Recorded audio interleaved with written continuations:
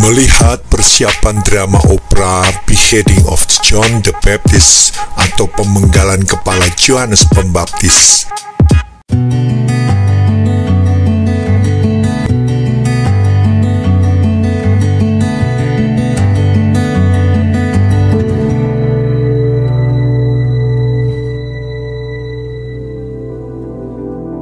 If you are new to this channel, well, I'm really excited to have you guys here. First of all, let me just say that, but second of all, please subscribe guys. I'm trying to do some really special things on YouTube. Ketika melihat kepala Yohanes Pembaptis yang terpenggal, hal itu pasti membuat kamu syok dan mual. Padahal ini hanya sebuah persiapan penampilan drama opera tentang Yohanes Pembaptis yang mati dipenggal kepalanya sebagai hadiah dari Raja Herodes kepada anaknya. Dibuat pertama dengan tanah liat yang diambil contoh dari casting wajah penyanyi opera tersebut agar dapat menghasilkan yang maksimum. Membentuk kepala dari tanah liat dan dicetak di fiberglass sebagai modelnya, kemudian dicetak dengan silikon yang pada inti di dalamnya dibuat kepala berungga dan membuat darah tiruan yang menetes sehingga membuat keaslian daripada kepala Yohanes Pembaptis.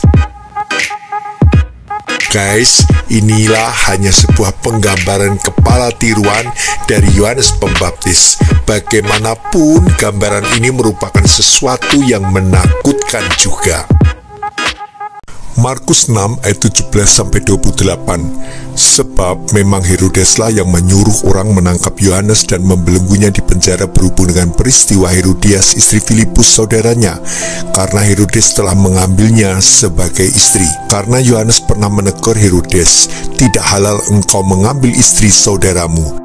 Karena itu Herodias menaruh dendam pada Yohanes dan bermaksud untuk membunuh dia, tetapi tidak dapat. Sebab Herodes segan akan Yohanes karena ia tahu bahwa Yohanes adalah orang yang benar dan suci, jadi ia melindunginya. Tetapi apabila ia mendengarkan Yohanes, hatinya selalu terombang-ambing, namun ia merasa senang juga mendengarkan dia. Akhirnya tiba juga kesempatan yang baik bagi Herodias ketika Herodes pada hari ulang tahunnya mengadakan perjamuan untuk pembesar-pembesarnya, perwira-perwiranya, dan orang-orang terkemuka di Galilea. Pada waktu itu anak perempuan Herodias tampil lalu menari dan ia menyukakan hati Herodes dan tamu-tamunya. Raja berkata kepada gadis itu, "Minta daripadaku apa saja yang kau ingini, maka akan kuberikan kepadamu." Lalu bersumpah kepadanya, "Apa saja yang kau minta akan kuberikan kepadamu, sekalipun setengah dari kerajaanku." Anak itu pergi dan menanyakan ibunya, "Apa yang harus kuminta?" Jawabnya, "Kepala Yohanes Pembaptis." Maka cepat-cepat ia pergi kepada raja dan meminta, "Aku mau supaya sekarang juga engkau berikan kepadaku kepala Yohanes Pembaptis di sebuah talam." Lalu sangat sedihlah hati raja, tetapi karena sumpahnya dan karena tamu-tamunya ia tidak mau menolaknya. Raja segera menyuruh seorang pengawal dengan perintah supaya mengambil kepala Yohanes. Orang itu pergi dan memenggal kepala Yohanes di penjara. Ia membawa kepala itu di sebuah talam dan memberikannya kepada gadis itu, dan gadis itu memberikannya pula kepada ibunya. Jenis tarian apa ketika putri Herodias sendiri masuk dan menari serta menyenangkan hati ayahnya Herodes serta tamu-tamu yang duduk bersamanya, sehingga raja berkata kepada gadis itu, "Tanyakan padaku apapun yang kamu inginkan dan aku akan memberikannya kepadamu." Markus 6 ayat 22. Jelas tarian ini memiliki objek yang sama dengan kebanyakan tarian yang membangkitkan hasrat seksual. Klub tari telanjang adalah bentuk hiburan dewasa yang populer di Amerika Serikat. Klub penari telanjang juga merupakan tempat hiburan yang sangat diperebutkan berdasarkan asumsi tentang hubungan mereka dengan prostitusi, penggunaan narkoba, dan efek sekunder negatif. Berdasarkan observasi partisipan di 5 klub telanjang di sebuah kota dan wawancara kualitatif dengan 30 pelanggan tetap pria dari klub tersebut, alih-alih mengunjungi klub telanjang karena keinginan untuk membeli pelepasan seksual dengan para penari, saya menemukan bahwa pelanggan pria reguler mencari suasana yang berbeda dari pekerjaan dan rumah, penerimaan pribadi dan seksual dari wanita, dan kesenangan dari pertemuan seksual tanpa tekanan kinerja fisik.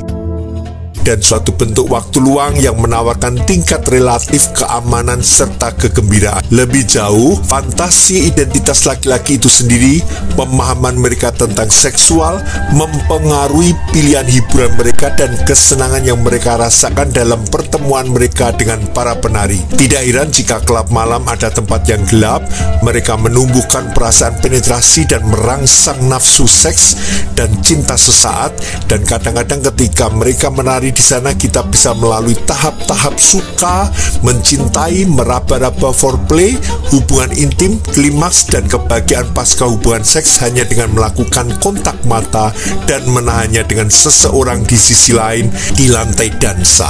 Menari, menurut George Bernard Shaw, adalah ekspresi vertikal dari keinginan horizontal yang disahkan oleh musik. Kisah narasi dalam Markus ini merupakan kisah yang menarik yang berkaitan dengan proses pembunuhan Yohanes Pembaptis. Yohanes Pembaptis dibunuh tanpa melalui pengadilan. Tidak ada proses pengadilan yang menyatakan bersalah atau tidak. Namun pada akhirnya Yohanes Pembaptis dibunuh dengan dipenggal kepalanya. Kisahnya, narasinya cukup panjang. Ada keterangan dan dialog yang terjadi di dalamnya.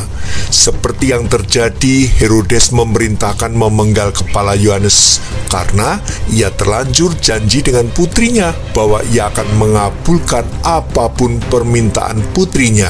Dan benar, putrinya meminta Herodes supaya memenggal kepala Yohanes dengan meletakkannya dalam sebuah talam. Meskipun Herodes secara pribadi merasa berat karena kekagumannya pada Yohanes, ia terpaksa menepati janji pada putrinya.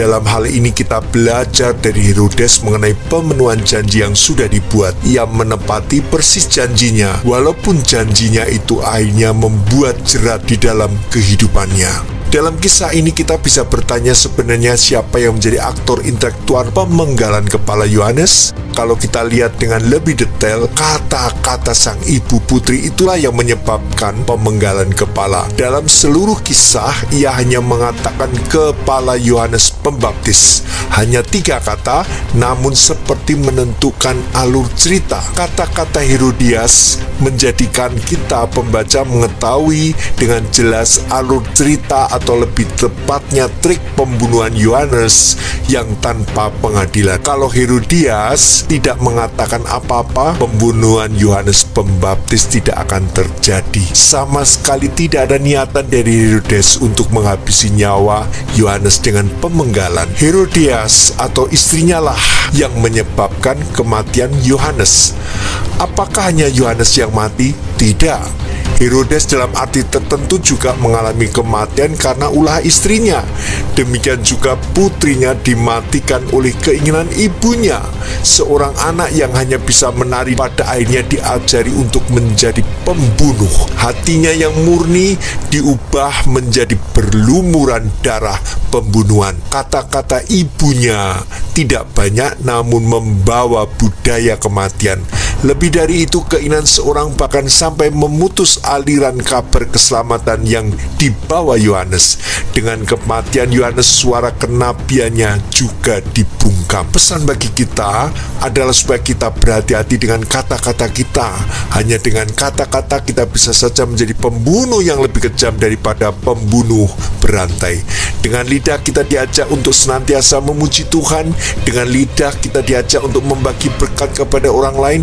Namun dengan lidah yang sama kita menghancurkan orang lain. Dengan lidah yang sama kita menjadi jauh lebih kejam dari seorang teroris yang suka memenggal kepala orang.